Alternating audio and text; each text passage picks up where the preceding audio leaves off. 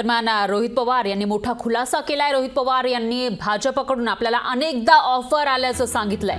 तर आमदार रोहित पवार यांनी हा गौप्यस्फोट केल्याचं पाहायला मिळतंय। वेळ झाला म्हणून शरद पवार थांबतील, पण भाजपला सत्तेतून पायउतार करण्याची वेळ आलेली आहे असं सुद्धा रोहित पवार म्हणाले। तर जेलमध्ये जायला नको म्हणून अजितदादा भाजपसोबत गेले असा टोलाही रोहित पवार यांनी अजित पवारांना लगावलाय।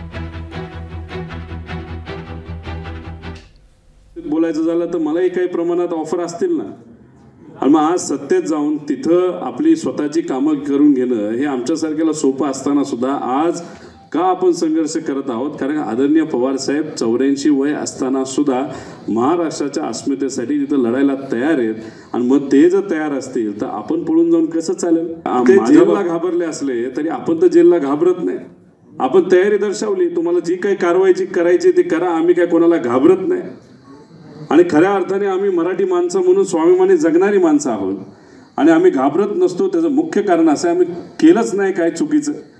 मग तुम्ही बरं आधी बीजेपीच्या विरोधात बोलत होता ना, आता कारवाई झाल्यानंतर त्यांच्याबरोबर सत्तेत गेला, आणि सत्तेत गेल्यानंतर तुम्ही साहेबांच्या विरोधात बोलायला लागला। लोकशाही मराठी ऐका, पहा, जागरूक रहा।